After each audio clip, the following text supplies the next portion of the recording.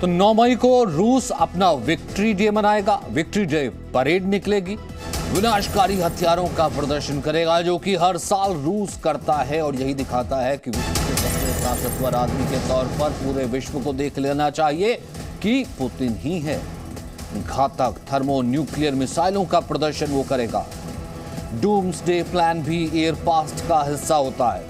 Ukraine war पर Putin दे सकते हैं बड़ा बयान, क्योंकि विक्ट्री डे परेड इसलिए भी इस वक्त महत्वपूर्ण हो जाती है, इंपॉर्टेंट हो जाती है कि विक्ट्री डे परेड पर अब भी रूस और यूक्रेन के बीच चल रहा युद्ध है। अब भी रूस उस युद्ध को नहीं जीत पाया है। हालांकि क्रीमिया की तरफ से इस बात का इनकार किया गया था कि किसी तरीके की प्लानिंग कर रहे हैं व्लादिमीर पुतिन की पूर्ण रूप से युद्ध का वो ऐलान करेंगे, लेकिन अब देखना यही है कि क्या होगा ऐलान विक्ट्री डे परेड में। हम आपको दिखाते हैं आखिरकार 9 मई के दिन मॉस्को में क्या होने वाला है। जी न्यूज की टीम भी मॉस्को के रेड स्क्वायर में मौजूद है। हम आपको मॉस्को में हो रही हलचल की एक जानकारी देंगे, लेकिन सबसे पहले देखिए रूस के राष्ट्रपति व्लादिमीर पुतिन का वो रूप जो आज से पहले नहीं देखा आपने।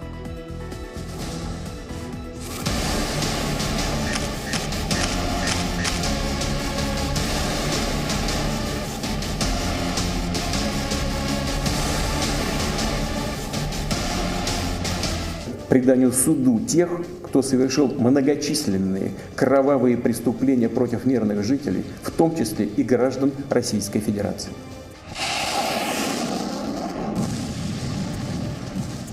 इस तरह के धमाकों की गूंज पूरे यूक्रेन में महीनों से गूंज रही है और इन धमाकों के पीछे रूस का वो शख्स है जो निडर है, जो आसमान की ऊंचाइयों में अकेले उड़ता है, जो समंदर की गहराइयों में छिप जाता है,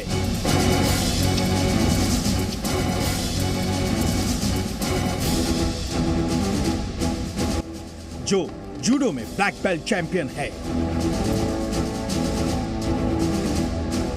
जिसका जोश किसी नौजवान से भी कहीं ज्यादा है। हम बात कर रहे हैं रूस के सबसे ताकतवर शख्स और राष्ट्रपति व्लादिमीर पुतिन की।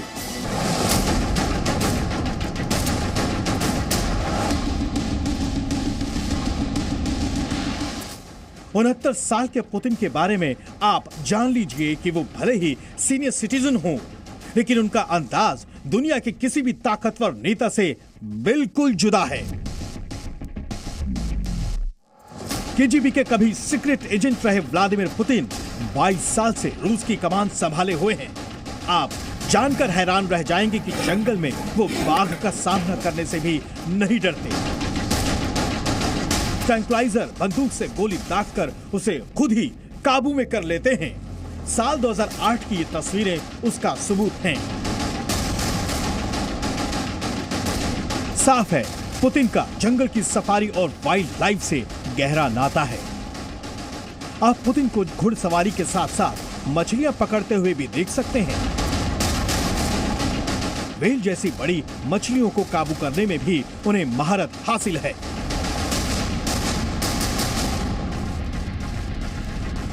यही नहीं, भारी भरकम समुद्री जीव वॉलरस से हाथ मिलाते वक्त भी उन्हें किसी बात का खौफ नहीं रहता।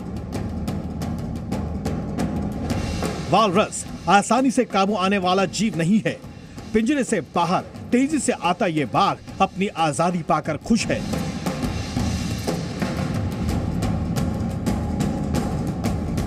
दरअसल ये तस्वीर मई 2014 की है, जब पुतिन ने बाघों की दुर्लभ प्रजाति को सुरक्षित करने में अहम भूमिका निभाई थी। आर्कटिक महाद्वीप में खून जमा देने वाली ठंड के बीच पुतिन एक बार तो पोलर बेयर की जान बचाने के मिशन में भी जुट गए। पुतिन के भाव देखकर आप समझ सकते हैं कि वो कैसे पोलर बेयर को मुसीबत से छुड़ाते हैं। सीधा आपको मॉस्को लिए चलते हैं। इस वक्त हमारे साथ कृष्ण मोहन मिश्रा जुड़ रहे हैं। कृष्ण मोहन, अमूमन 9 तारीख को हर साल विक्ट्री डे परेड जब हम देखते हैं, घातक हथियार, बड़े हथियार और कहीं ना कहीं पूरे विश्व को बताने की एक कोशिश कि ठीक है, वेस्ट भले जो भी कहता हो, एक नैरेटिव के तौर पर सबसे बड़ी सुपर पावर यूएसएसआर के बाद से रशिया ही है और पुतिन ही सबसे बड़े जो हैं ताकतवर व्यक्ति हैं। लेकिन अब यहाँ पर आधे से ज़्यादा दुनिया लगभग उनके पीछे खड़ी, अगेंस्ट खड़ी है। यूक्रेन युद्ध चल रहा है, उससे वो जीत नहीं पाए हैं। अब ऐसे में 9 तारीख की वो परेड और वो भाषण, देखिए 9 तारीख को जो विक्ट्री डे की परेड होती है और उसमें जो भी पहले सोवियत ज़माने में सोवियत संघ का जो राष्ट्राध्यक्ष होता था और उसके बाद रूस का राष्ट्राध्यक्ष जो कि 22 साल से पुतिन है, विक्ट्री डे की परेड में ताकत का प्रदर्शन तो होता ही है, राजनीतिक इच्छा शक्ति और भविष्य की जो योजनाएं हैं, भविष्य की जो प्लानिंग्स हैं, राजनीतिक और जियोपॉलिटिकल सिचुएशन में रूस क्या करेगा, इसकी बिल्कुल साफ झलक अगर मिलती है तो 9 मई की विक्ट्री डे की परेड में होती है।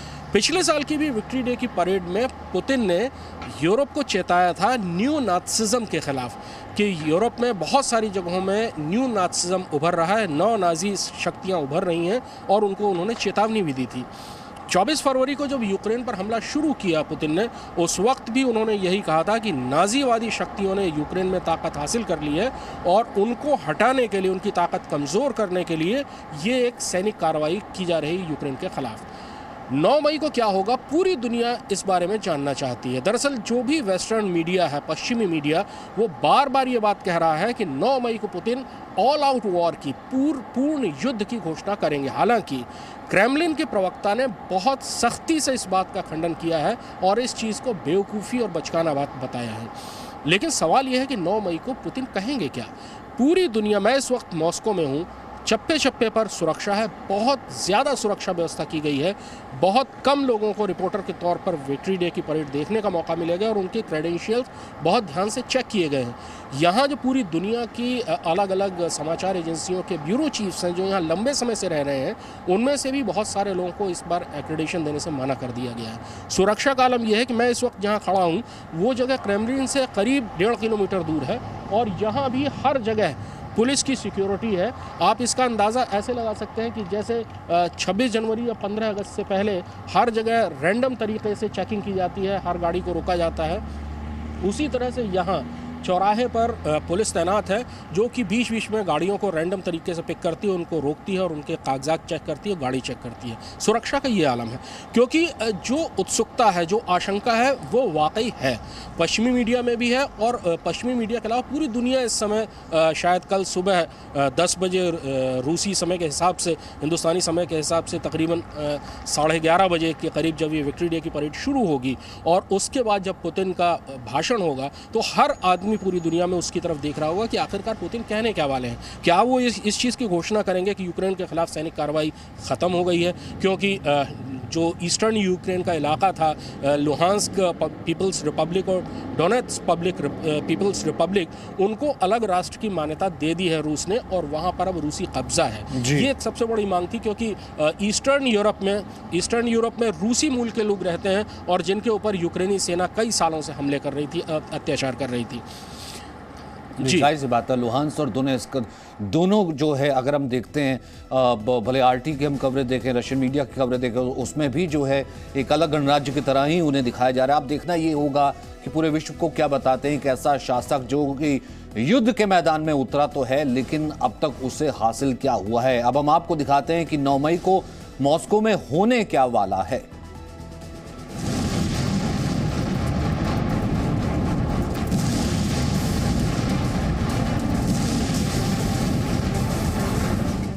एक तरफ रूस की फौजें डोनबास रीजन में हमला तेज कर रही हैं। लुहांस्क और डोनेट्स्क में रूसी फौजों की पकड़ लगातार मजबूत कर रही हैं। रूस की सेनाएं एक एक करके उन लक्ष्यों को हासिल कर रही हैं जो राष्ट्रपति पुतिन ने यूक्रेन में विशेष सैन्य अभियान को शुरू करते समय ऐलान किए थे।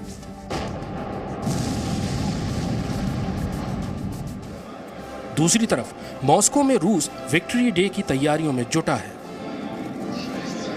मॉस्को के आसमान में रूस के एडवांस फाइटर जेट्स उड़ान भर रहे हैं।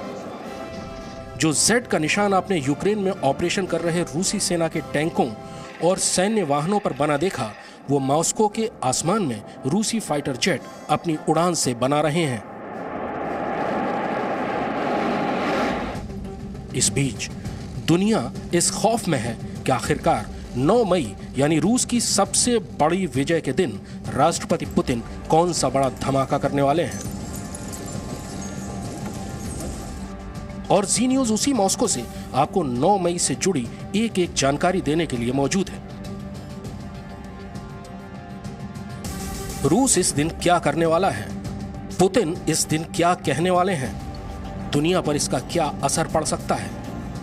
मॉस्को से एक एक जानकारी आप तक सबसे पहले पहुंचेगी। 9 मई यानी वो दिन जब दूसरे विश्व युद्ध में सोवियत संघ की सेनाओं के सामने नाजी जर्मनी ने हथियार डाले थे। लेकिन 1945 में विक्ट्री डे की पहली परेड 24 जून को हुई थी, क्योंकि दूसरे विश्व युद्ध में उलझे सोवियत संघ के पास उत्सव मनाने का समय नहीं था। लेकिन उसके बाद हर साल ये दिन सोवियत संघ और पूर्वी यूरोप में सबसे बड़े त्योहार की तरह मनाया जाता है। लंबी छुट्टियां होती हैं और सर्दियां खत्म होने के कारण लोग अपने परिवार के साथ पिकनिक मनाते हैं, मौज मस्ती करते हैं। लेकिन ये दिन सोवियत संघ और उसके विघटन के बाद रूस की ताकत का पूरी दुनिया के सामने प्रदर्शन भी होता है। इस साल ये विक्ट्री डे परेड और ज्यादा महत्वपूर्ण है, क्योंकि पूरी दुनिया ये जानना चाहती है कि 9 मई यानी विक्ट्री डे के दिन पुतिन यहां से पूरी दुनिया को क्या संदेश देंगे। मैं इस समय रेड स्क्वायर के सामने खड़ा हूं। मेरे ठीक पीछे रेड स्क्वायर की पहचान गिरजाघर है और उसके पीछे क्रेमलिन की लाल दीवार, जो सदियों से पूरी दुनिया पर सोवियत संघ के दबदबे और वैभव का प्रतीक है। पूरी दुनिया की नजर 9 मई को मॉस्को के रेड स्क्वायर पर होगी। मॉस्को में इस परेड की जबरदस्त तैयारियां चल रही हैं। लेकिन इस परेड का इंतजार केवल रूस को ही नहीं, 24 फरवरी से रूस और यूक्रेन के युद्ध ने पूरी दुनिया को कई दशकों के सबसे गहरे तनाव में रखा हुआ है। पूरी दुनिया इस युद्ध के बढ़ने, अर्थव्यवस्था के तबाह होने की आशंकाओं से घिरी हुई है। रूस और उसके समर्थक देश और अमेरिका सहित यूरोप के ज्यादातर देश आमने सामने हैं। सबके दिमाग में एक ही सवाल है, 9 मई को रेड स्क्वायर से पुतिन क्या कहेंगे। क्या युद्ध की आग और भड़केगी या कोई ऐसा ऐलान होगा जो दुनिया के डर को खत्म कर देगा। विक्ट्री डे परेड के दौरान सबसे महत्वपूर्ण होता है रूसी राष्ट्रपति व्लादिमीर पुतिन का भाषण, जिसमें रूस के साथ पूरी दुनिया के संबंध, रूस के अंदर बड़ी योजनाओं, राजनीतिक कार्यक्रमों के बारे में घोषणाएं की जाती हैं। इसलिए इस बार की विक्ट्री डे परेड में पुतिन यूक्रेन के साथ युद्ध और नाटो देशों के बारे में कोई महत्वपूर्ण घोषणा कर सकते हैं।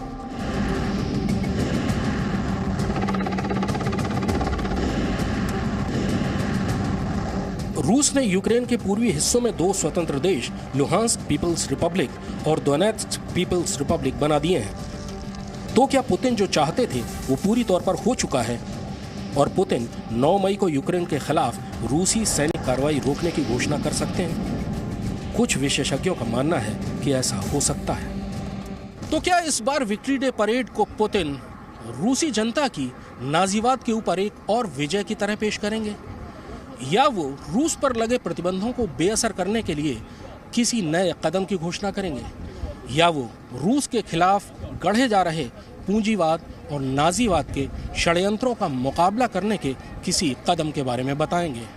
9 मई की सुबह तक पूरी दुनिया यही जानने के लिए रेड स्क्वायर की तरफ देखती रहेगी। Krishna Mohan Mishra, Zee media, Red Square, Moscow. Presenting B News app, available on Google Play and App Store. Download it now.